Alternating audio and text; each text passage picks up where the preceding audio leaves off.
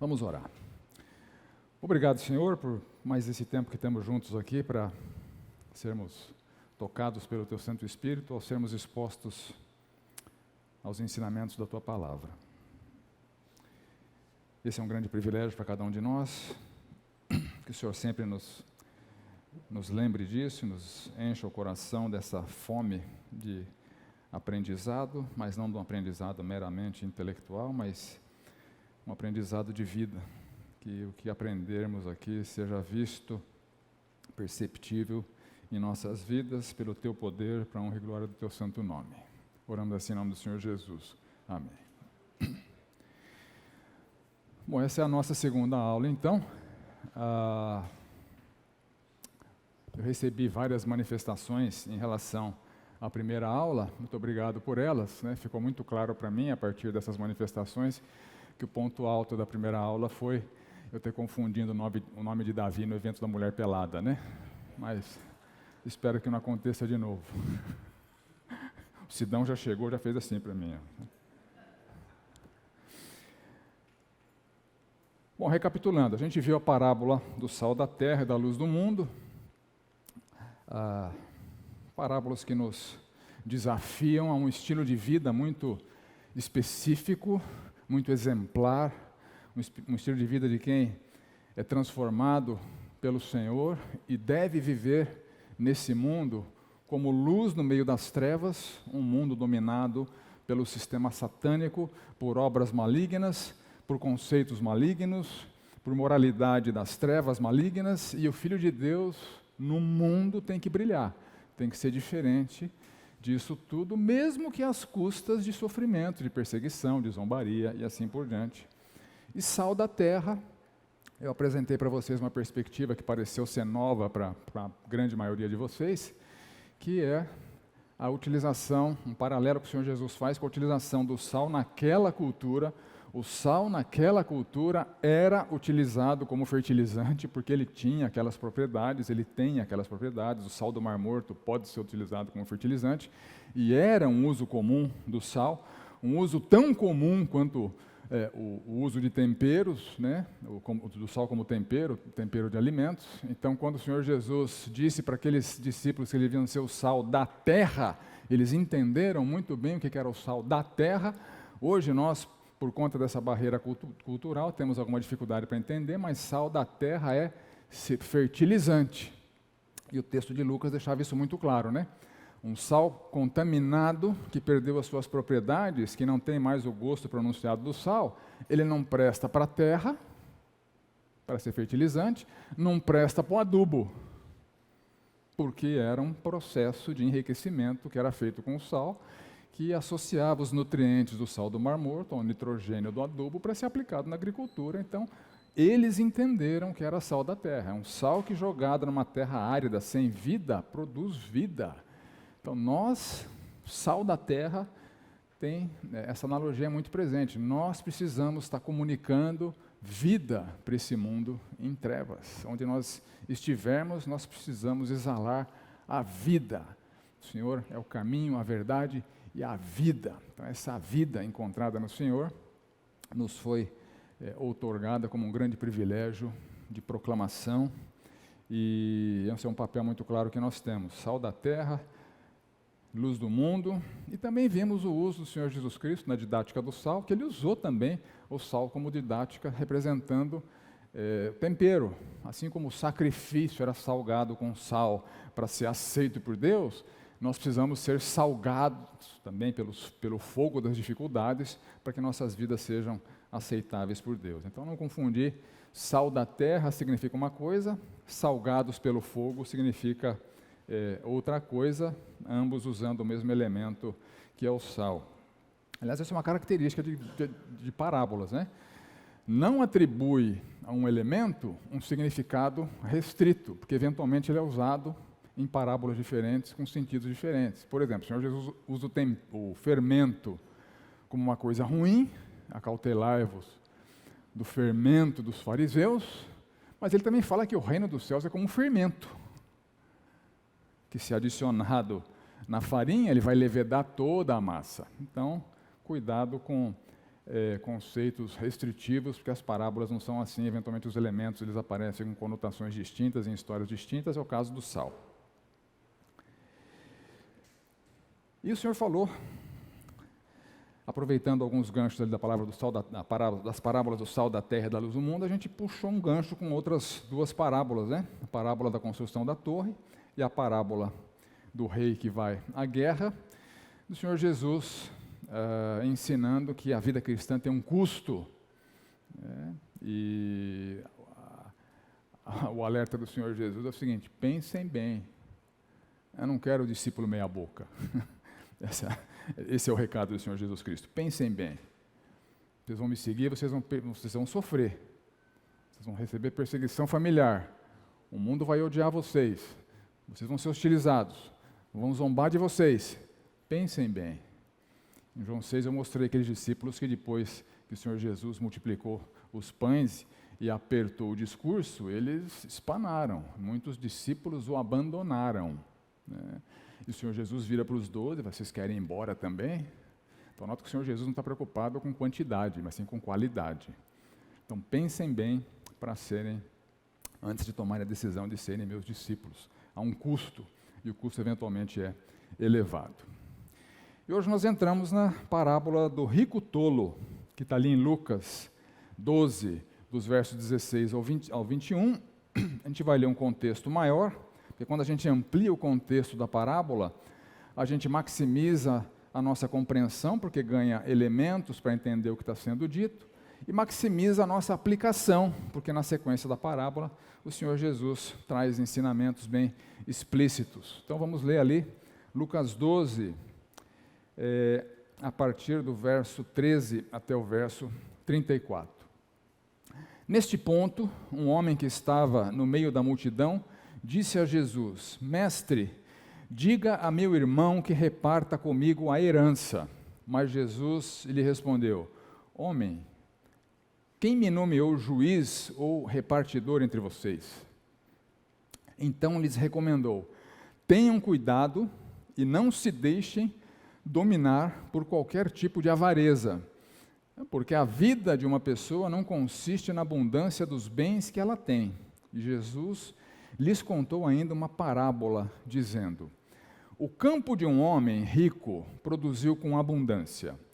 Então ele começou a pensar: que farei, pois não tenho onde armazenar a minha colheita? Até que disse: já sei, destruirei os meus celeiros, construirei outros maiores, e aí armazenarei todo o meu produto e todos os meus bens. Então direi à minha alma: você tem em depósito muitos bens para muitos anos. Descansa, coma, beba e aproveite a vida. Mas Deus lhe disse: louco, esta noite lhe pedirão a sua alma. E o que você tem preparado, para quem será? Assim é o que ajunta tesouros para si mesmo e não é rico para com Deus. A seguir, Jesus se dirigiu aos seus discípulos, dizendo: por isso digo a vocês, não se preocupem com a sua vida, quanto ao que irão comer, nem com o corpo, quanto ao que irão vestir, porque a vida é mais que o alimento e o corpo mais do que as roupas. Observem os corvos, não semeiam, não colhem, não têm despensa nem celeiros, contudo Deus os sustenta. Vocês valem muito mais do que as aves. Quem de vocês, por mais que se preocupe, pode acrescentar um côvado ao curso da sua vida?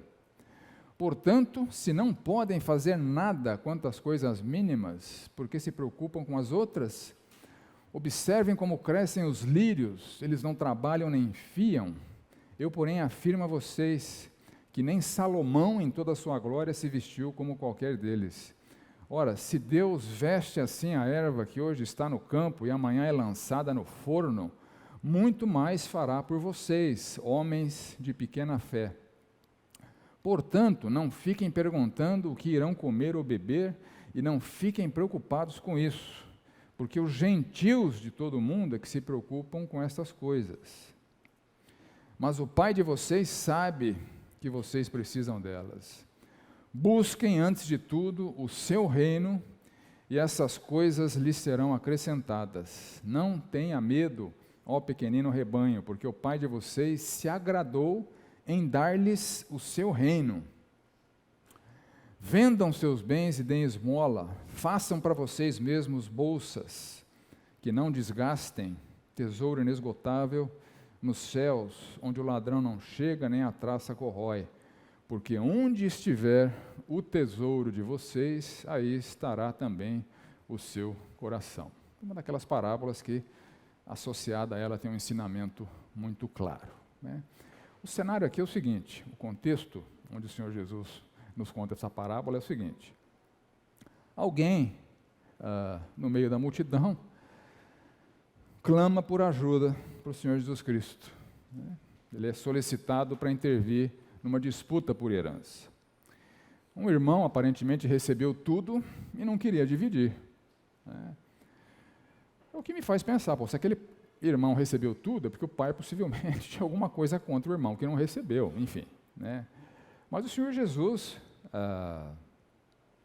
é chamado para usar a sua autoridade para intervir na disputa e fazer com que o outro que tinha recebido tudo desse parte para o camarada aqui que estava se sentindo preterido. Mas o Senhor conhecia o seu coração, ele sabia o que estava ali no coração dele, né? E usando um pouco de especulação, né, eu não costumo fazer isso, mas possivelmente aquele irmão não recebeu nada do pai justamente porque era avarento, porque era ganancioso, e o pai não quis deixar os seus bens com ele e deu para o outro irmão. E o Senhor Jesus capturou isso, disse para ele que ele não é juiz ou repartidor. Havia naquele contexto, né, naquela cultura, autoridades civis às quais aquele homem, se quisesse, poderia recorrer. Jesus, não é comigo que você tem que tratar isso, é com as autoridades civis. E o Senhor, conhecendo o seu coração, faz uma advertência contra a avareza. Então não foi uma advertência gratuita, foi baseado nesse diálogo com esse camarada que estava atrás do dinheiro que o pai deixou para o outro irmão, que o Senhor Jesus nos ensina o que vem na sequência. Então, a partir de um coração avarento, o Senhor Jesus nos alerta com todos esses ensinamentos aqui, a partir do verso 15. Tenham cuidado, não se deixem dominar por qualquer tipo de avareza, como este aí que está querendo usar da minha autoridade para pegar dinheiro do seu irmão.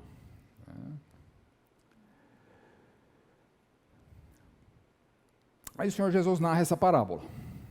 É uma parábola muito intrigante, né? Porque o desfecho ele é absolutamente trágico. Havia um homem que já era muito rico. A parábola diz que o campo de um homem rico produziu com abundância. Então, ele já tinha acúmulo de bens, de produtos, um acúmulo muito significativo. Então, esse homem que já era muito rico, o seu campo era super produtivo, possivelmente usava muito sal, usava muito adubo enriquecido com sal, né, para maximizar a produtividade da sua lavoura. Ele tinha uma produção abundante e ele produziu tanto que os seus celeiros, já grandes, ficaram insuficientes. Não iam dar conta de armazenar toda a produtividade que seria colhida a partir das suas fazendas, né? Aí ele teve uma ideia: eu vou demolir os celeiros antigos, eu vou construir celeiros maiores ainda, para armazenar tudo que eu já tenho e tudo que eu ainda vou armazenar. E todos os meus bens, né? Então a parábola diz que ele queria guardar ali nos celeiros não só a safra da sua lavoura, mas também os seus bens. Armazenarei todo o meu produto e todos os meus bens. Então seria uma espécie de celeiros cofres, né? Para guardar tudo que ele possuía ali. Era alguém que demonstrava então uma extrema confiança na segurança e na estabilidade das suas riquezas. E é contra isso que o Senhor Jesus está nos ensinando aqui. Então direi a minha alma: Você tem em depósito muitos bens para muitos anos, descansa, coma, beba e aproveite a vida. Então, é essa falsa segurança na estabilidade da riqueza que está sendo combatida pelo Senhor Jesus Cristo aqui. Então, aquele homem, o dia que eu destruir meus celeiros, construir os meus celeiros cofres para guardar todos os meus bens, para guardar toda a minha produtividade, aí eu vou gozar a vida. Muitos bens, muitos anos, aí eu vou gozar a vida. O Senhor Jesus tinha alertado que a vida de uma pessoa não consiste na abundância dos bens que ela tem. A vida é muito mais do que acumular, a vida é muito mais do que ter. E a vida não pode estar buscando a sua estabilidade e confiança nas posses, na riqueza. E Deus diz para esse homem o quê? Louco. A palavra que é traduzida por louco aqui, no original, tem essa conotação aqui de insensato. Alguém tolo, irracional, imbecil, né? No bom português, burro. Burro. Você é burro. Você está confiando no que não vai te dar nenhuma segurança. Todo o seu empenho descontrolado para acumular foi vão. Isso já estava ensinado na palavra de Deus, né? O sábio lá em Eclesiastes fala: quem ama o dinheiro jamais dele se farta, quem ama a abundância nunca se farta da renda. Isto é vaidade. Vidas orientadas para ter, ganhar, acumular, são vidas estúpidas, burras, vãs, inúteis. Acumular muito para gozar a vida com estabilidade é vão. Quem confia nas suas riquezas, cairá. E é o que aconteceu com esse homem aqui. E a grande ironia da parábola, uma ironia trágica, é essa. O cara gastou a sua vida para acumular, para ter, para enfim desfrutar. E quando ele pensou em começar a desfrutar, Deus loucou. Acabou. Morte. Não vai levar nada. Não desfrutará do tanto que valorizou e acumulou. Trabalhou tanto à toa. É o que nos a advertência que encontramos ali em Provérbios 23. Não te fatigues para seres rico, não apliques nisso a tua inteligência. Ou seja, tem coisas melhores para a gente fazer com as nossas vidas. Fitará os olhos naquilo que não é nada, certamente a riqueza fará asas para si, como águia que voa pelos céus. Ou a pessoa perde em vida, ou morre e não leva, perde a riqueza do mesmo jeito. Trabalhou tanto, à toa, e essa pergunta é devastadora.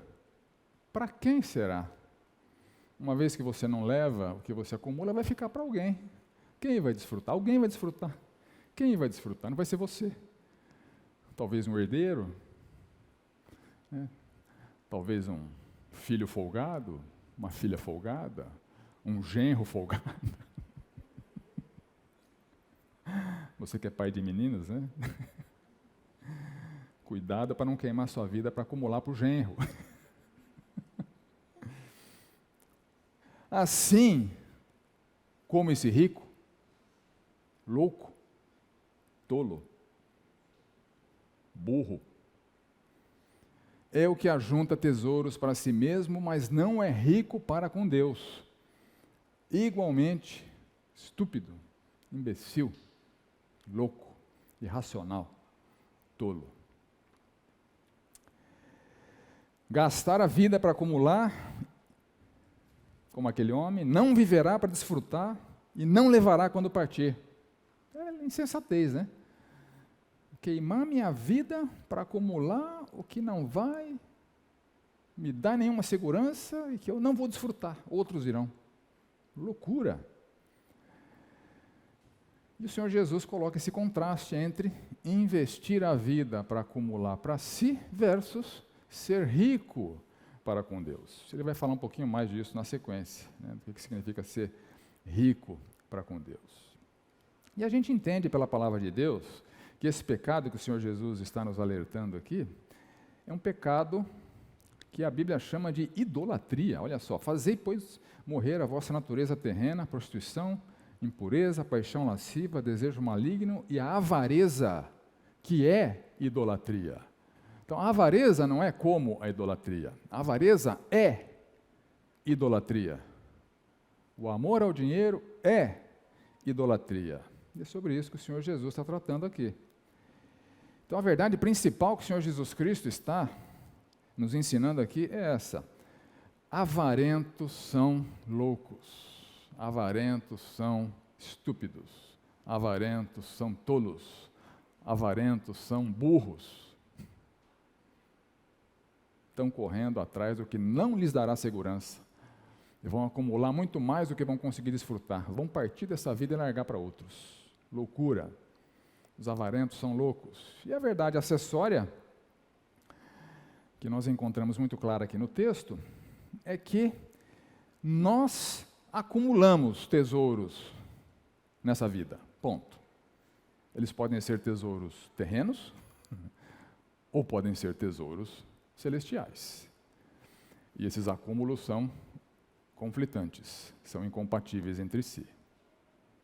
Ou acumulamos tesouros terrenos, loucos, tolos, irracionais, ou acumulamos tesouros celestiais. E esses empenhos são conflitantes, são mutuamente excludentes, como a gente vai ver em outros textos. E na sequência o Senhor Jesus então destrói argumentos que eventualmente alguém que valoriza as posses, os bens e as riquezas poderia utilizar. A necessidade de alimentos não justifica o pecado da idolatria, e a necessidade de vestes não justifica o pecado da idolatria. E o Senhor Jesus então apresenta essa verdade que é desafiadora para nós desfrutarmos em nossas vidas, que é: o Filho de Deus pode ser suprido de ambos, alimentos e vestes, sem precisar ser um tolo idólatra. Está claro para vocês? O Filho de Deus pode ser suprido, porque essa não é uma promessa incondicional, como é, por exemplo, a promessa de João 3,16, né? Todo aquele que nele crê vai ter vida eterna. Aqui não. Aqui há uma promessa condicional. Busquem em primeiro lugar, e estas coisas serão acrescentadas.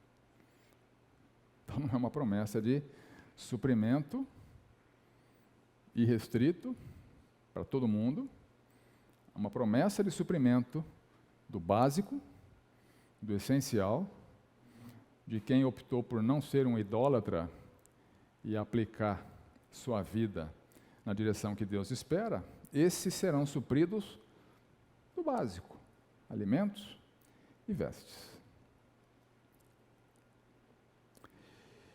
E a advertência do Senhor no verso 22, não se preocupem com a sua vida, quanto ao que irão comer, nem com o corpo, quanto ao que irão vestir. E a vida é muito mais do que alimento, e o corpo é muito mais do que vestimentas. Há muito mais em jogo na nossa vida do que os itens mais básicos da nossa subsistência. E a vida do Filho de Deus precisa ir muito além do que buscar ser suprido dessas coisas básicas. Nosso corpo é muito mais do que cabide para vestir roupas, né? Através dele nós agradamos ou desagradamos a Deus. Cada um será julgado por Deus segundo o bem ou mal que tiver feito por meio do corpo.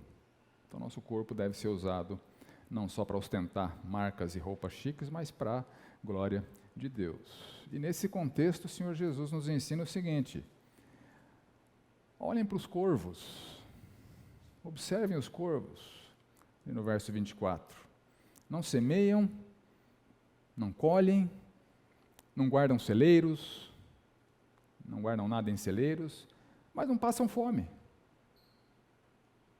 Eles têm alimento. Eles têm alimento abundante. Aí o Senhor Jesus lança esse desafio. Quem de vocês, por mais que se preocupe com o que vai comer, pode acrescentar um côvado ao curso da sua vida? O côvado era uma medida básica ali da antiguidade, que era basicamente 45, 48 centímetros, dependendo da época, né, da antiguidade. Né? Então o Senhor Jesus faz uma analogia da vida em distância, né? Então, nasceu, começa a viver. Morreu, acabou. Quem consegue acrescentar um côvado? Isso aqui, ó. Não, Deus chamou aqui, você não vai chegar até ali, é aqui. Ninguém consegue. Aquele rico não conseguia. Ah, Senhor, deixa eu desfrutar um pouquinho aqui. Não, meu filho, é hoje. Acabou. Vocês não conseguem acrescentar um côvado à vida de vocês. Portanto, já que vocês não têm a capacidade de viver o quanto vocês querem, gastem suas vidas de maneira que agrade a Deus. Porque você não pode não ter tempo de corrigir. Você pode não ter tempo de fazer correções.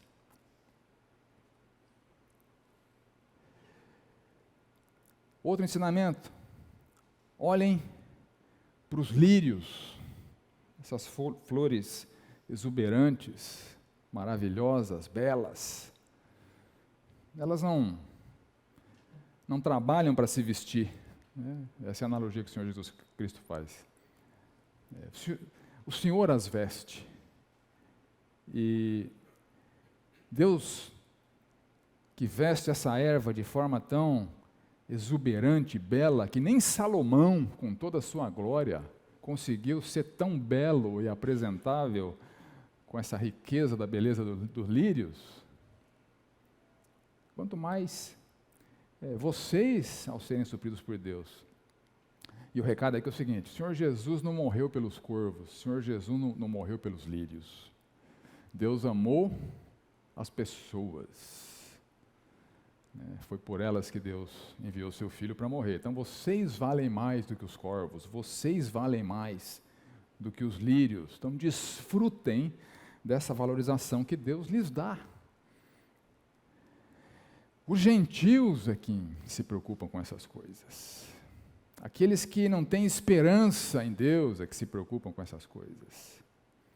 Aqueles que têm o dinheiro como seu Deus, idolatram a Mamon, eles é quem se preocupa com essas coisas, não vocês. Preocupações são típicas de quem não confia em Deus, quem não tem esperança em Deus, de quem está naturalmente iludido que Mamon é a sua segurança. O Senhor Jesus Cristo ensinou, né, que a gente não pode servir a Deus e a Mamon.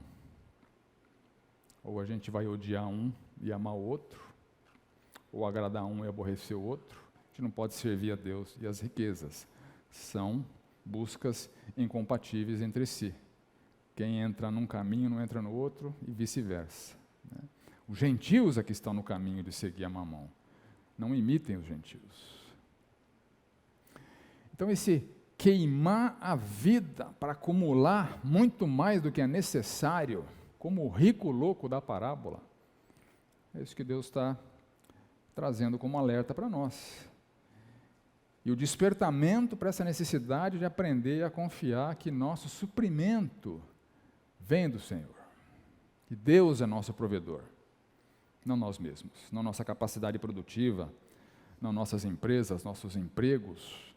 Se nós temos saúde e inteligência para trabalhar, isso vem de Deus, não é nosso. Então, Deus nos sustenta através do nosso trabalho.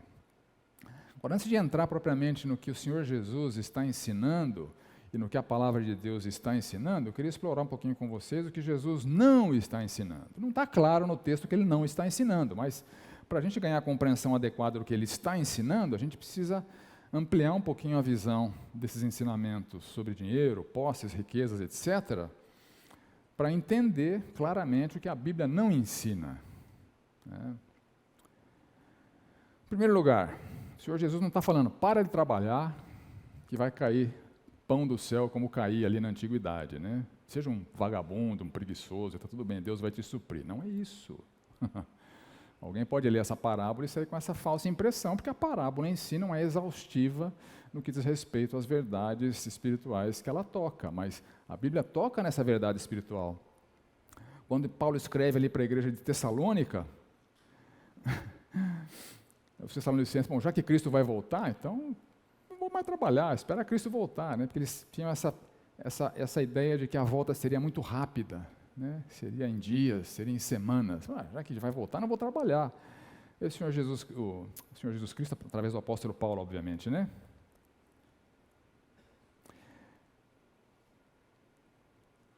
A essas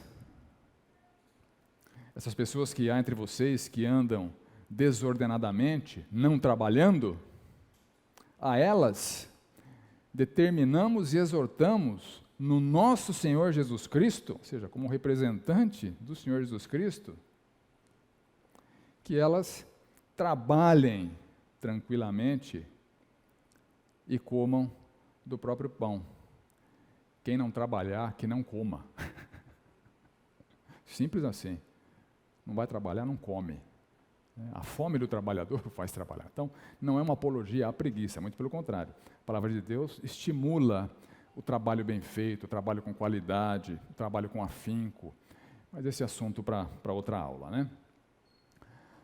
Outra coisa que o Senhor Jesus não está ensinando, e a palavra de Deus não ensina, que ricos não podem ser salvos e que todo rico é avarento.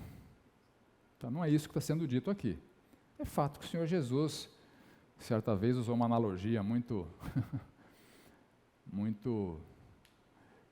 interessante, né? Muito impossível, né? Inimaginável, né? Que é mais fácil passar um camelo pelo buraco de uma agulha do que um rico entrar no reino dos céus. Né? Então dá a impressão que não, rico não pode ser salvo. Mas não é isso que a palavra ensina, olha só.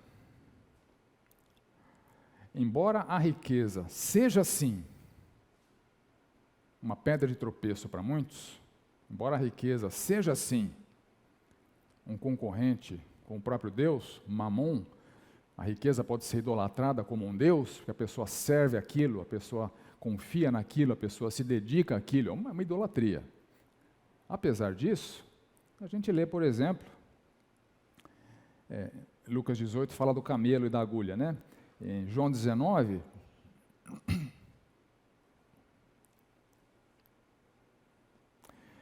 faz menção de um homem muito rico, chamado José de Arimateia, que era discípulo de Jesus, que na sua morte foi quem proveu o sepultamento adequado para o Senhor Jesus Cristo, junto com Nicodemos. Lembra do Nicodemos, de João 3? Né? José de Arimateia, o rico, né? Discípulo do Senhor Jesus Cristo, alguém que aguardava o reino de Deus, é assim que ele é descrito na Bíblia, né? Você vê que é alguém rico, que até serviu o Senhor Jesus Cristo depois da sua morte. Então não teve impedimento para ele ser um discípulo do Senhor Jesus Cristo. No caso dele, a riqueza não foi um impedimento, no caso de muitos é, no caso dele não foi. Ou então em Lucas 19, Zaqueu, lembra da história do Zaqueu? Zaqueu era um publicano, um coletor de impostos, e como tal, ele faturava bastante, ele era um camarada muito rico. Né? E era um camarada muito desonesto, mas depois que teve o seu encontro pessoal com o Senhor Jesus Cristo, ele disse o seguinte para o Senhor Jesus Cristo, o Senhor Jesus Cristo tomou aquilo como palavras sinceras, porque o que ele fala na sequência deixa isso muito claro. Senhor, eu resolvo dar aos pobres a metade dos meus bens. E se em alguma coisa tenho defraudado alguém, eu vou restituir 4 vezes. Se arrependeu ou não se arrependeu? Se arrependeu, foi salvo. E o Senhor Jesus fala, hoje houve salvação nesta casa. Então o rico pode ser salvo, não é impedimento. o fato de ser rico. O impedimento é a idolatria à riqueza, muitas vezes, que faz com que seja mais fácil um camelo passar no buraco da agulha do que um rico entrar no reino dos céus. Mas mesmo quando Jesus fala isso, que é mais fácil um camelo passar pelo buraco da agulha do que entrar um rico no reino dos céus, os discípulos perguntam o seguinte: sendo assim, Senhor, quem pode ser salvo? Ele respondeu: os impossíveis dos homens são possíveis para Deus. Deus pode salvar um rico. E ele faz isso. Tanto faz que quando Paulo escreve para Timóteo, dando instruções para aquele emissário apostólico, ele fala o seguinte: exorta os ricos que não sejam orgulhosos, nem depositem a sua esperança na instabilidade da riqueza, mas em Deus. Então havia ricos na igreja. Eles são exortados para não agir, não viver como o rico tolo. Essa era a exortação para os ricos, mas eles estavam ali, convertidos, no meio da igreja, tanto é que Timóteo tinha uma mensagem específica para eles. Então a Bíblia não está ensinando, o Senhor Jesus não está ensinando que ricos não podem ser salvos, que todo rico é avarento, e saiba disso, por os padrões bíblicos, a maioria de nós aqui seria considerado rico. Então a gente estaria naquele grupo lá do camelo tentando entrar no buraco da agulha, tá? Porque nós temos bens, nós temos poupança, nós temos alimento, não é uma preocupação para nós, nossa geladeira está cheia, roupa não é uma preocupação para nós, né? Nossos armários estão cheios, né? Você tem aplicação financeira, você é rico, biblicamente você é rico. Ou que o acúmulo de bens é alguma coisa maligna. O acúmulo de bens não é maligno, a adoração aos bens é que é maligna. Porque o acúmulo de bens, eventualmente, ele vem na forma de bênçãos, inclusive. Olha só. Em Deuteronômio 8. Não pensem, a minha força e o poder do meu braço me conseguiram essas riquezas. Pelo contrário, lembrem-se do Senhor seu Deus, porque é Ele quem lhes dá força para conseguir riquezas. Então a fidelidade do povo a Deus era recompensada como? Abundância de produtividade, de bens, de vinho, de azeite, de desfrute dessas coisas. Ou Provérbios 13, o homem de bem deixa herança aos filhos dos seus filhos. É alguém que foi abençoado por Deus com posses, com tantas posses que não só os filhos vão desfrutar, mas os netos vão desfrutar. Esse é um homem de bem.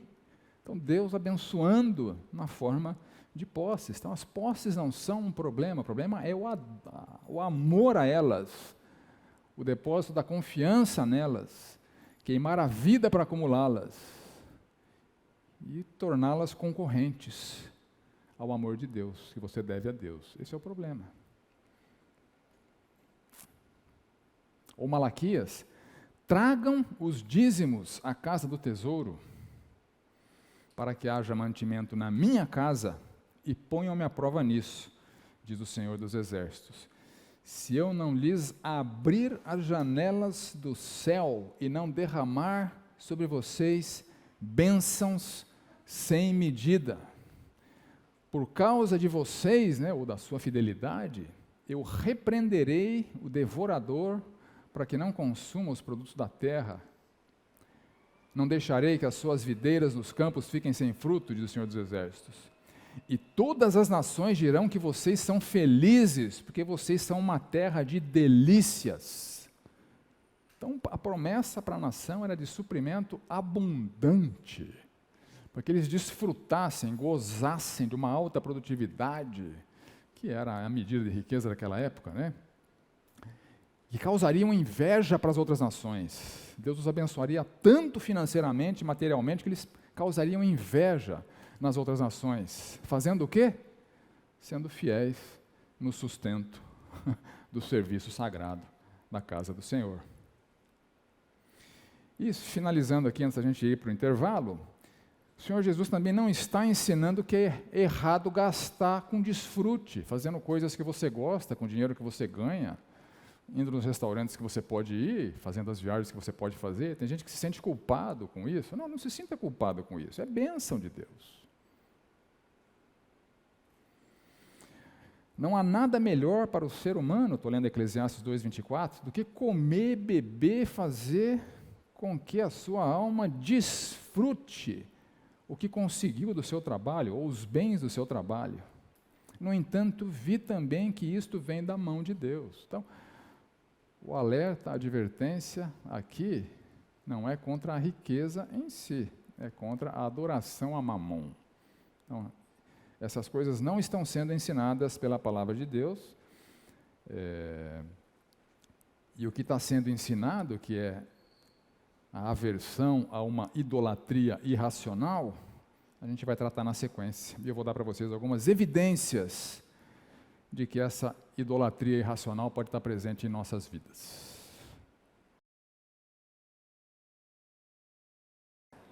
Então, vou apresentar para nós algumas evidências dessa idolatria irracional sobre a qual o Senhor Jesus está nos alertando aqui com tanta ênfase, não só na dramaticidade da parábola, né? Alguém que vai morrer depois de ter queimado a vida para acumular aquilo que não vai desfrutar. Então, alguém avarento. E eu encontro na palavra de Deus algumas evidências de que esse pecado ele pode estar se materializando em nossas vidas. Lembra que é um pecado que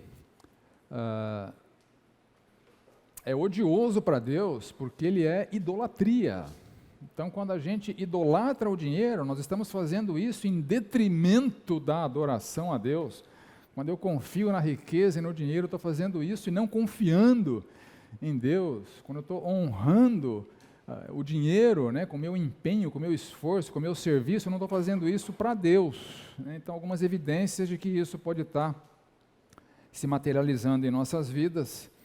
E se Deus falar no seu coração, já identifica o que você precisa fazer aí para corrigir, para consertar, porque isso é muito sério, né? O senhor se sente traído com o pecado da idolatria.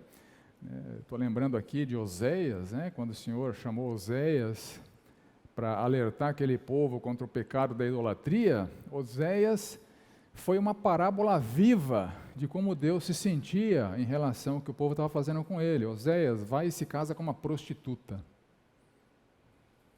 Você vai ser um marido traído. Essa vai ser a didática para o povo, sobre como eu me sinto quando eles vão atrás de outros deuses. Eu me sinto um marido traído. Então, uma coisa muito séria que a gente deve abominar, né? Então, a primeira evidência, obviamente, da idolatria irracional em nossas vidas é qualquer identificação com esse rico tolo, né? Eventualmente, a gente fica chocado com pessoas que idolatram santos, ou a gente olha para o povo do Antigo Testamento, como é que pode o camarada adorar um poste ídolo, né? Adorar um Deus de outra nação, sendo que Jeová tinha se revelado para aquela nação? Pois é, a gente faz a mesma coisa com o dinheiro. É a mesma estupidez. O Senhor Jesus disse em Mateus 6:24, ninguém pode servir a dois senhores, porque ou há de odiar um e amar o outro. Então, quem ama o dinheiro, odeia a Deus. Isso é muito sério. Ou se dedicará a um e desprezará o outro. Quem se dedica ao acúmulo de bens, despreza a Deus. Vocês não podem servir a Deus e a Mamon. Mamon é uma palavra de origem aramaica, né? Que penso que o tradutor manteve ela aqui, justamente para dar essa conotação de um ídolo a ser adorado, né? Mamon, que é riqueza, é mais forte do que simplesmente a palavra riqueza. Vocês não podem servir a Deus e a Mamon, né? Esse Deus dinheiro, esse Deus riqueza, esse Deus posses, que as pessoas estão queimando a vida para acumular e estão confiando demasiadamente. Recentemente eu tive acesso a um artigo escrito por uma assistente social que desenvolveu um trabalho de vários anos com doentes terminais no leito de morte. E ela escreveu um artigo dizendo os 9 maiores arrependimentos no leito de morte. E encabeçando a lista, os 3 principais, deveria ter sido mais amoroso com as pessoas que mais importam para mim, deveria ter sido um cônjuge, um pai, um filho melhor, deveria ter gasto menos tempo trabalhando. Mas já chegou à beira da morte, não tem mais volta, louco. Bem, seus arrependimentos não vão poder ser endereçados. E Mamon rouba isso dos seus súditos, rouba tempo com a família, rouba tempo com os filhos, rouba tempo com o cônjuge, rouba tempo que você poderia dedicar na igreja, rouba tempo de investir na vida de pessoas. Ele rouba tudo isso de você. E ele rouba as nossas responsabilidades tão claramente especificadas por Deus na sua palavra. Nós temos papéis nessa vida que têm que ser vividos de acordo com o que o Senhor nos ensina. Se você é um cônjuge, não tem relacionamento conjugal sem tempo junto. Quem só pensa em trabalho não tem tempo de qualidade com o cônjuge. Quem vive para trabalhar não tem tempo de qualidade para os filhos. E se você não ensina o seu filho, o mundo ensina. Os companheiros pagãos da escola ensinam. Os professores pagãos ensinam. Então, quem está vivendo para trabalhar, racionalizando que está fazendo isso pelos filhos, né? Estou fazendo isso pelos meus filhos. Conversa fiada. Quem vive para o trabalho é um adorador de Mamon, porque está atrás do que o trabalho pode lhe dar, né? Então, essa identificação com o rico tolo é uma evidência de que o pecado da idolatria irracional, da avareza, está estabelecido. A gente não foi chamado para viver para o trabalho. Então, se você percebe que papéis dessa vida que você deveria estar desempenhando melhor e não está, a raiz disso pode ser a idolatria. A raiz disso pode ser a idolatria. Ou identificação com um jovem rico. Não sei se você lembra a história do jovem rico. Um jovem rico, lá em Marcos 10, ele se aproxima do Senhor, né, pergunta: bom mestre, que farei para herdar a vida eterna? Senhor Jesus Cristo, por que você me chama de bom, tal, né? Você conhece os mandamentos: não matarás, não adulterarás, papapá, vai e vive assim, honra teu pai e sua mãe. Aí o camarada, altivo e arrogante, diz o seguinte: fácil, já faço isso desde a minha juventude. Ou seja, pelos parâmetros que o Senhor está me apresentando, estou herdando a vida eterna. Não está nada, né? Ele tropeçava em tudo isso, porque não há justo nenhum sequer. Ele só não enxergava a sua própria pecaminosidade. Ele estava cego para a sua própria pecaminosidade. O Senhor Jesus põe o dedo na ferida, no principal pecado daquele jovem rico. Vende seus bens e dá para os pobres, você vai ter um tesouro no céu. Né?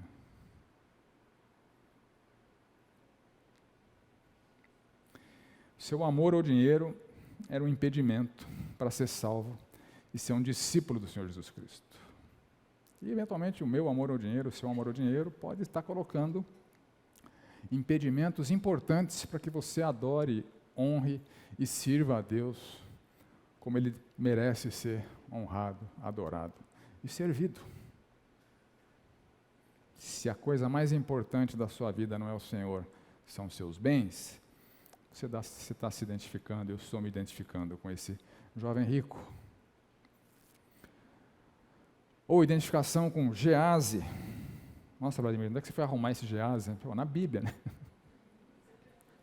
Na Bíblia. A história dele está lá em 2 Reis. Não é alguém famoso, ainda bem, né? Porque é um tranqueira, né? Como a gente. Depois que Eliseu não aceitou um presente de Naamã, que foi curado da lepra, né? O Gease, que era um assessor do Eliseu, né? Era alguém que servia Eliseu, Gease correu atrás de Naamã. Antes um pouquinho. Gease, servo de Eliseu, o homem de Deus, pensou: meu senhor não deveria ter deixado este sírio Naamã partir sem aceitar os presentes. Então, o Geazi ficou indignado com o fato de Eliseu ter curado um gentil e não ter aceitado nenhum presente do camarada. Aí o que o Geazi fez? Correu atrás de Naamã. Quando Naamã viu que era o assessor do Eliseu, né, ele parou, está tudo bem?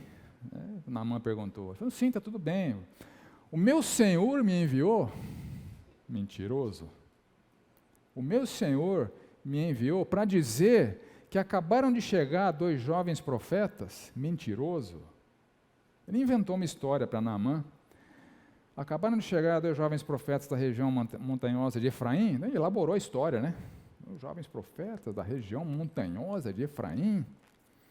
E meu senhor pediu 35 quilos de prata e 2 roupas de festa para eles.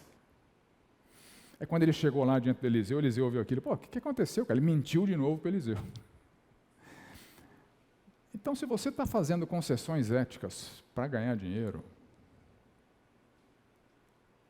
seja enganando um cliente, seja explorando um funcionário, seja enganando a César, rapaz, você está identificado com o Geazi, né? Que não tem escrúpulos e vê nas oportunidades de fazer mais dinheiro, oportunidades em que a obediência ao Senhor ela é facilmente deixada de lado pelo ganho, pelo acúmulo, pela oportunidade. Evidência da avareza, evidência da idolatria ao dinheiro, da irracionalidade da idolatria. Se quem faz isso pensa que vai ficar impune, não vai ficar impune. Pode ficar rico, mas impune não vai ficar. O Geazi recebeu a lepra do Naamã.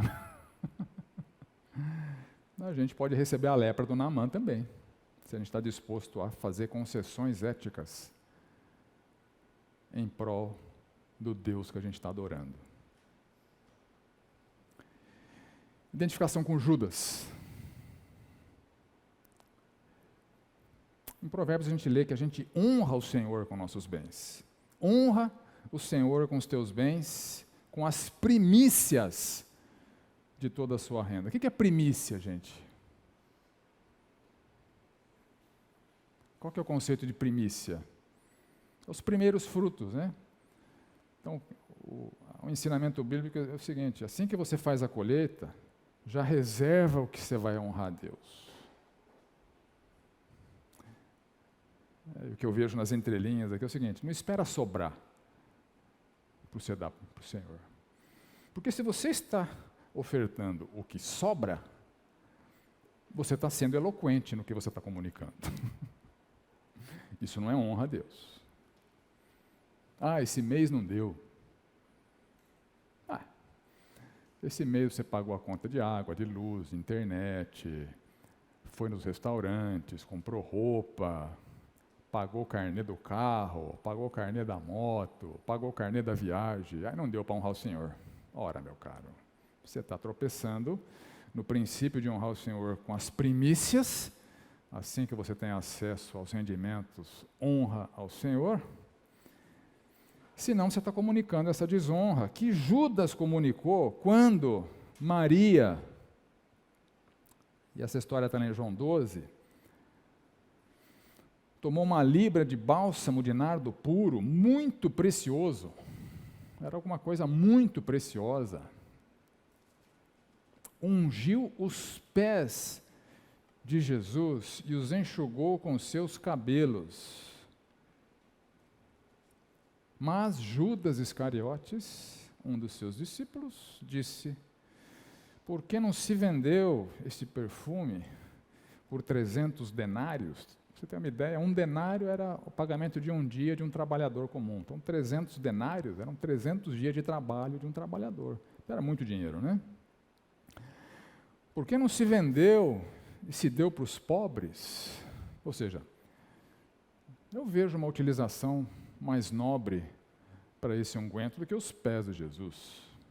Ou seja, Jesus não é digno de ser honrado. com esse bálsamo precioso. Havia um uso melhor para ele. Agora, o Judas era ladrão. E ele roubava da caixinha dos discípulos. É muito interessante isso vindo de um ladrão, né? Que depois vendeu o Senhor Jesus por 30 moedas de prata. Qual que era o pecado de Judas? A avareza. E olha só que interessante, a passagem paralela de Mateus. E aqui o Senhor Jesus está prestes a morrer. Logo na sequência aqui ele vai para a cruz. Na passagem paralela em Mateus, em Betânia, né, é o mesmo fato aqui, né? Vendo isso, indignaram-se os discípulos. Então Judas contaminou os discípulos. Não se sabe quantos, né? Mas Judas protagonizou uma mentalidade de que o Senhor não era digno de receber aquela honra. E os demais discípulos entraram na onda. E as palavras deles foram: para que esse desperdício? Honrar o Senhor com algo precioso é um desperdício. E nós fazemos exatamente isso quando nós não honramos a Deus com aquilo que nós consideramos precioso. Quando a gente não oferta para o sustento da obra do Senhor, quando a gente não é fiel com o sustento da obra do Senhor. O que a gente está comunicando muito eloquentemente é: que desperdício. O Senhor não é digno. Minhas contas são.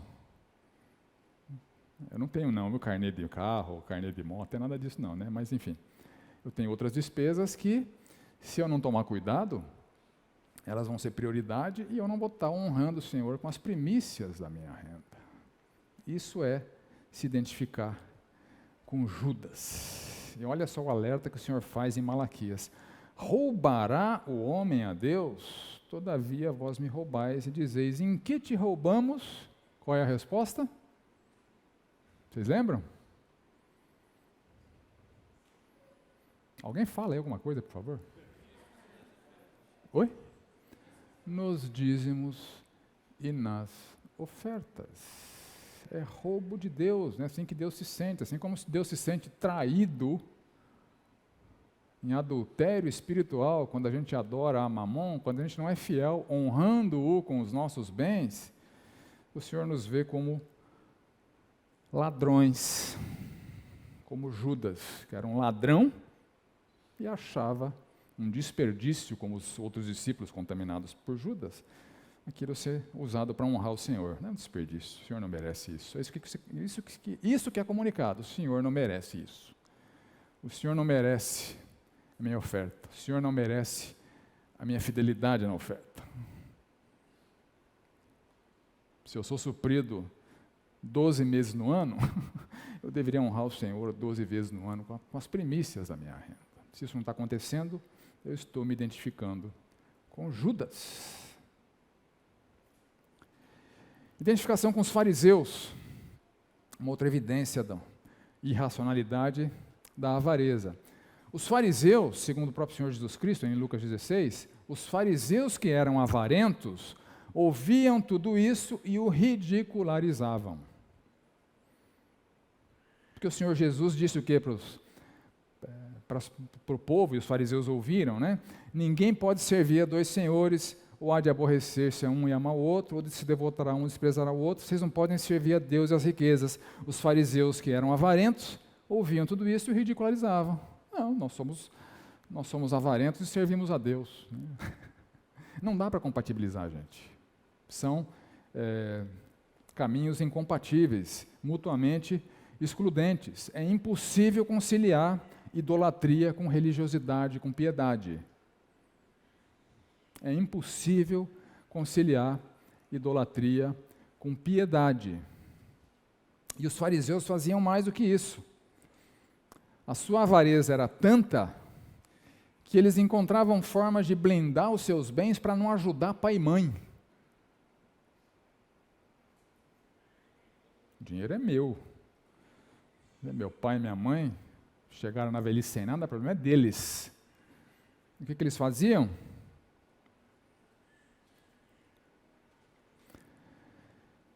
Se um homem dissesse ao pai ou à sua mãe, aquilo que poderias aproveitar de mim é corbã, isso é oferta ao Senhor, então o dispensai de fazer qualquer coisa em favor de seu pai e da sua mãe. Então o Senhor Jesus está acusando aqueles fariseus idólatras, hipócritas, avarentos, de violentar o mandamento, honra teu pai e tua mãe. Honrar não é só com palavras não, né? Fica muito claro aqui no contexto que honrar pai e mãe é socorrê-los em suas necessidades. Mas a prática ali é o seguinte, é papai, mamãe, isso aqui eu dediquei para o Senhor. Passa fome, porque isso aqui está dedicado para o Senhor. Fica sem se vestir adequadamente, porque está dedicado para o Senhor. Passa frio aí. O Senhor Jesus está atacando isso, né? E a Bíblia condena essa atitude, né? Veja 1 Timóteo 5, né? Se alguém não tem cuidado dos seus, especialmente dos da própria casa, tem negado a fé e é pior do que o descrente. Então, a gente se identifica com os fariseus quando a gente nutre a avareza, quando a gente não dá bola para os ensinamentos do Senhor Jesus, que são tão significativos e fortes, os alertas tão pesados contra a seriedade desse pecado. A gente pode estar comunicando a mesma zombaria que o fariseu comunicava, mas sem dizer uma palavra, tentando conciliar a nossa vida avarenta com uma postura de religiosos hipócritas. Então, se eu me identifico com os fariseus, isso é um sinal de que a idolatria da avareza irracional está presente em minha vida. Ou identificação com a igreja em Corinto, com os coríntios. Quando Paulo escreveu para Timóteo, em relação ao sustento dos presbíteros, né? Dos pastores e líderes da igreja, ele diz o seguinte: devem ser considerados merecedores de dobrados honorários. Dobrado honorário significa paga muito bem, paga em dobro, paga além do que normalmente as pessoas ganham, é isso que ele está dizendo aqui, paga em dobro. Os presbíteros que presidem bem, com especialidade aqueles que se afadigam na palavra e no ensino, ou seja, não sejam mesquinhos ao remunerar seus líderes espirituais. Essa era a instrução para Timóteo, né, o representante apostólico de Paulo, no campo de influência que Timóteo tinha ali. Isso contrasta justamente com a postura da igreja em Corinto, que a gente vê ali no capítulo 9 de 1 Coríntios, o apóstolo Paulo defendendo o seu apostolado e defendendo o direito que ele e Barnabé tinham de serem sustentados pelas igrejas. A minha defesa, apenas que me interpelam, é essa: não temos nós o direito de comer e beber, e também de fazer-nos acompanhar de uma mulher irmã, como fazem os demais apóstolos? Ou somente eu e Barnabé não temos o direito de deixar de trabalhar para viver do sustento provido pela igreja? Então aquela igreja em Corinto achava que os obreiros não eram dignos de serem sustentados pela igreja. Então, muitas vezes eu tenho me deparado com pessoas que expressam essa mesquinhez no que diz respeito ao sustento dos obreiros, né? Vou citar 2 casos aqui. O primeiro caso é um caso que aconteceu comigo, né? Quando eu vim trabalhar aqui na igreja, então eu saí de um trabalho que eu desempenhava no mercado de trabalho para me dedicar exclusivamente para o ministério aqui na igreja como pastor. Quando eu fiz isso, a gente morava em Vinhedo, porque eu trabalhava em São Paulo, então a gente acabou se mudando para Campinas. Enquanto eu não vendia a casa lá, eu aluguei um imóvel, primeiro no Taquaral, né? Aluguei minha casa lá, aluguei um imóvel no Taquaral, só que eu aluguei um imóvel do lado de uma churrascaria, entrava uma fumaça de churrasco em casa, que a gente não aguentava aquele apartamento, lembra disso? Eu não aguentava aquele apartamento. A gente saiu de lá, alugou um apartamento no Cambuí, na rua Major Solon, não sei como é que chama a rua lá, né? Major Solon. Naquela época a gente publicava no boletim, né? Mudança de endereço, etc., né? Eu fui abordado por uma pessoa da igreja assim, nossa, morando na Major Solon. Eu entendi o recado.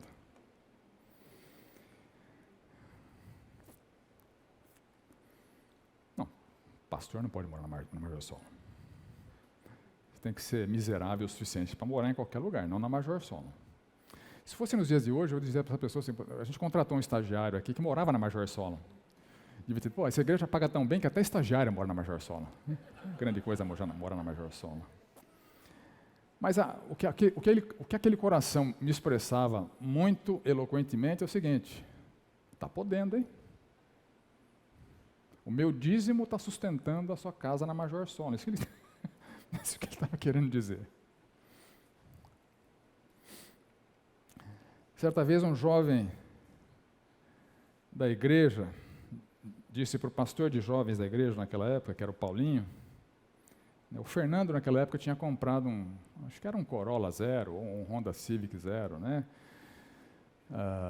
Naquela época o Fernando não tinha nem casa própria, mas ele comprou um Honda Civic Zero, um Corolla Zero, porque a Jeane tinha algum problema crônico, e ela entrou na categoria lá de que poderia comprar um carro com desconto. Enfim, o Fernando comprou o carro com desconto, e o jovem olhou, olha para onde está indo meu dízimo. Eu até fiz para a Renata uma proposta na época, não sei se você lembra. A Jane tem um problema crônico aqui, o Fernando comprou o carro com desconto. Eu fiz judô, deixa eu dar uma mão de pau no você, né, para arrumar aí um problema crônico, a gente compra um carro com desconto, né? Ela falou, do jeito que você vai me dar uma mão de pau e comprar um Clio Zero, né?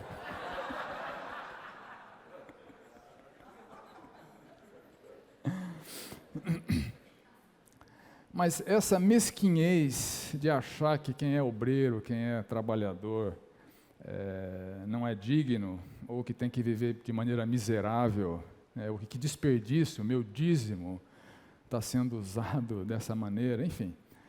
Isso, a raiz disso é o pecado da avareza. A raiz disso é o pecado da avareza. O meu dinheiro? Não. Meu dinheiro não. Veja, gente, essa igreja aqui paga bem, tá? Não é nenhuma reclamação, não. A gente é muito bem suprido. Essa é uma igreja que paga bem. Se isso te incomoda, muda de igreja, tá? Essa igreja paga bem, tá? Eu comentei com alguém a semana passada aqui que é uma realidade desse país. O que eu pago de INSS tem muito pastor que não ganha. Tá? Então, essa é uma igreja que honra os seus obreiros, os seus missionários, mas isto é um impedimento à piedade de muitas pessoas. Acham que é um desperdício, né? Que os trabalhadores do reino têm que ter uma vida miserável, e que seu dízimo, se for utilizado para sustentar os luxos dos obreiros, isso é um grande desperdício. Isso é avareza, gente. Isso é avareza. Identificação com os corintianos lá. Coríntios. A gente perde um amigo, mas não perde a piada, né? Ou identificação com os indiferentes, que Tiago aborda aqui no capítulo 2. Se um irmão ou uma irmã estiverem com falta de roupa e necessitado do alimento diário, e um de vocês lhe disser, vão em paz, trate de se aquecer, de se alimentar bem, mas não lhes dão o necessário para o corpo, qual que é o proveito disso? Que fé que é essa? Que não socorre um necessitado, que é indiferente diante da necessidade de alguém. Então, a indiferença à carência de um pobre, de um necessitado, seja ele irmão, seja alguém que a gente se depara na rua, essa indiferença, ela desqualifica a nossa fé. Não é isso que Deus espera de nós. Socorra o necessitado. Socorra o necessitado. O Senhor Jesus, na própria parábola, ele vai dizer, venda seus bens e dê esmola.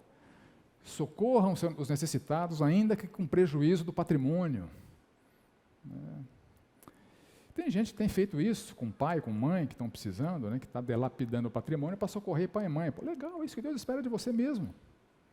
É isso que Deus espera de você mesmo. Isso é honrar a Deus, isso é não ser avarento. Não seja indiferente com o pobre. Vira e mexe, eu chego em casa lá com um pano de chão, com guardanapo. Eu vou comprando, né? As pessoas estão vendendo, eu estou comprando, né? Melhor que elas estejam trabalhando com isso do que entrando na vida de crime, né? Então, se você se depara com alguém que está em necessidade, socorre, ajuda. Ah, não vai fazer diferença, mas dá uma refeição para ela, né? Se outras pessoas derem outras refeições, vai fazer uma grande diferença, né? Ah, não vou dar porque ele vai beber. Pô, você é adivinho agora? E se ele for comprar pão? Dá, pô. Dá. Socorre, não seja indiferente. Indiferença ao pobre e necessitado, além de ofensiva a Deus, é um indício de avareza, idolatria irracional. Ou identificação com os opressores do pobre e do necessitado.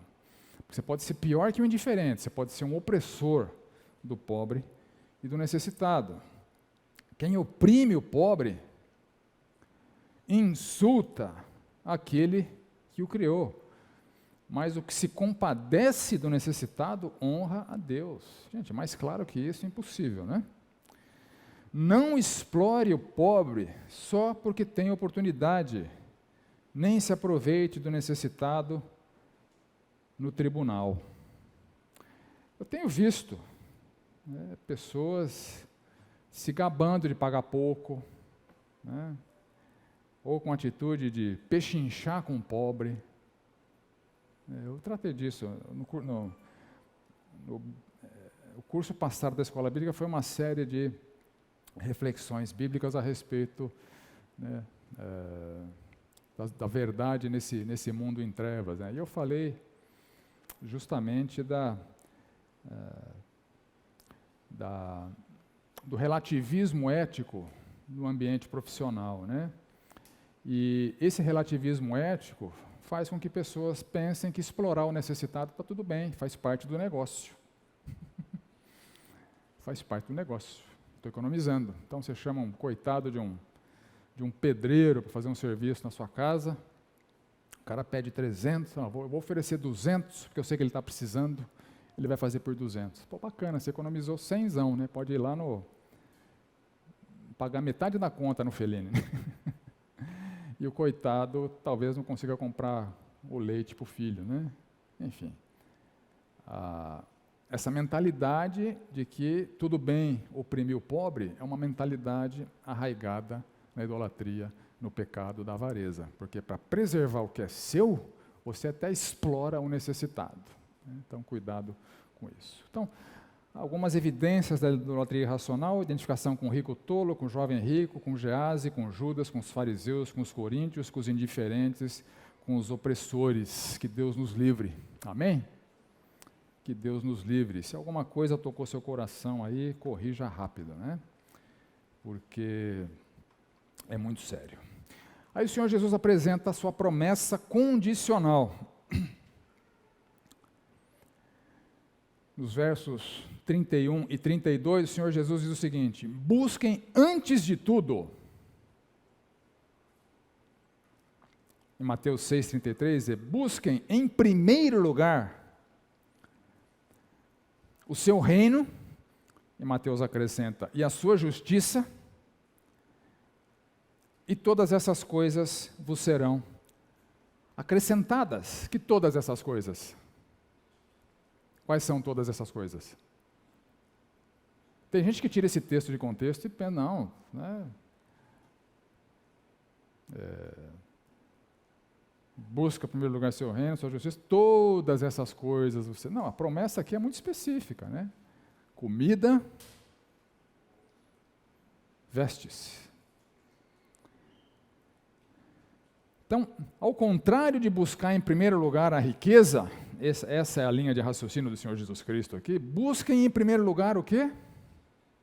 O reino. Ou seja, tem coisa mais importante para você fazer com a sua vida do que o que aquele rico tolo fez.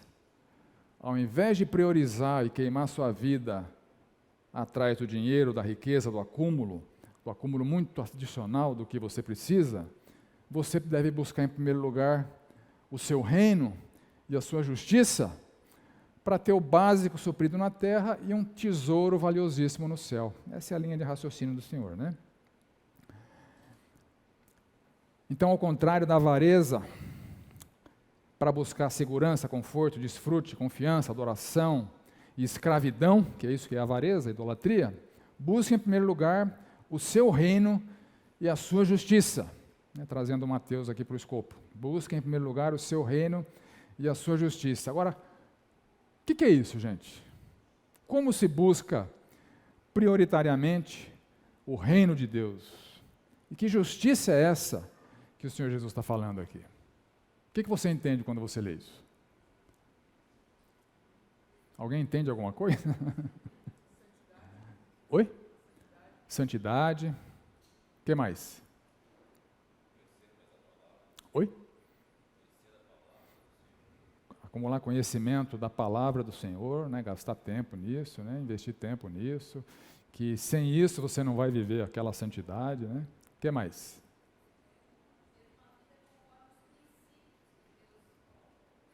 O reino traz uma ética muito peculiar, muito específica, recheada de princípios, né, que são contraculturais, né, então priorizar viver de maneira a honrar os princípios apresentados por Deus. Então são ótimas reflexões, né? Está tudo dentro desse conceito. Em Mateus 12, 28, o Senhor Jesus fala o seguinte: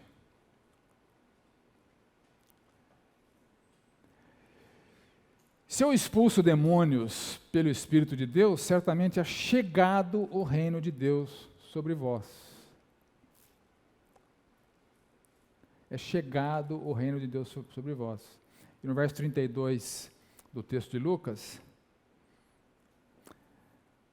não tenha medo, ó pequeno ninho rebanho, porque o Pai de vocês se agradou em dar-lhes o seu reino.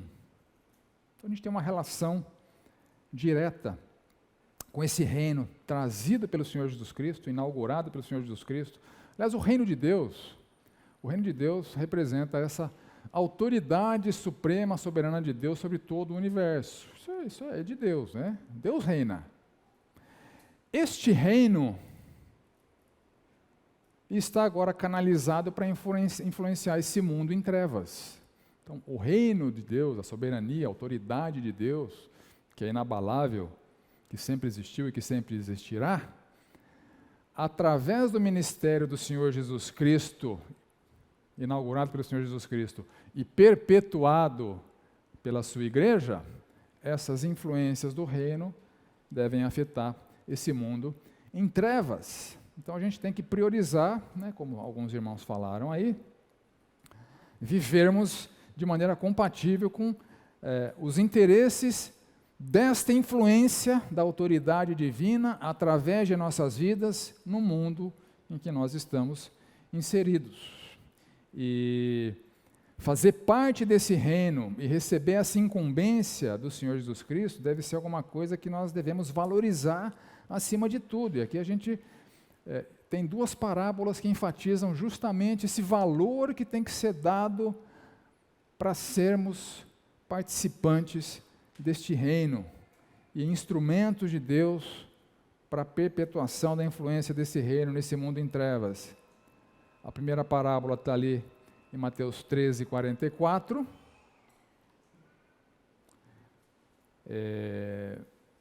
O reino dos céus é semelhante a um tesouro oculto no campo, o qual certo homem, tendo achado, escondeu, e transbordante de alegria, vai e vende tudo o que tem e compra aquele campo. Então, algo a ser valorizado. Há um tesouro escondido, a pessoa descobre que o tesouro está ali, ela vende tudo o que tem para comprar aquele erro. Então, percebe aqui o paralelo? Buscar em primeiro lugar, acima de tudo, o reino é extremamente precioso.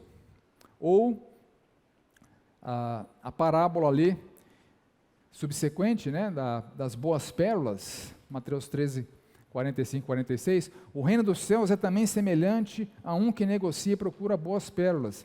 Tendo achado uma pérola de grande valor, vende tudo o que possui e a compra. É um tesouro, é algo super valioso. Busquem em primeiro lugar o seu reino. Esse é o paralelo muito claro com o ensinamento do Senhor Jesus Cristo aqui em Lucas. E quem prioriza o seu reino vive a sua justiça. A justiça tem a ver com esse conceito de santidade. A justiça, quando aparece no Novo Testamento, não está relacionada com capacidade de julgamento, ou atribuição de sentença, ou de comunicação de juízo. Não, justiça tem a ver com retidão moral. É o justo vivendo como um justo. Aquele que é justificado pelo Senhor Jesus Cristo tem que ter uma vida justa, uma vida que reflete a justiça de Deus, ou a retidão moral de Deus. É ser o sal da terra, é ser a luz do mundo, né? Buscar em primeiro lugar o seu reino e viver a sua justiça, isso é alcançado por quem se empenha para ser sal da terra e luz do mundo e valoriza isso acima de quaisquer outras coisas menos importantes. São as marcas dos súditos do reino que não idolatram a Mamon. Eles buscam em primeiro lugar o reino, fazer parte desse reino, viver em conformidade com a ética desse reino, com a justiça desse reino, e os que orientam suas vidas para viverem dessa maneira são supridos com o básico.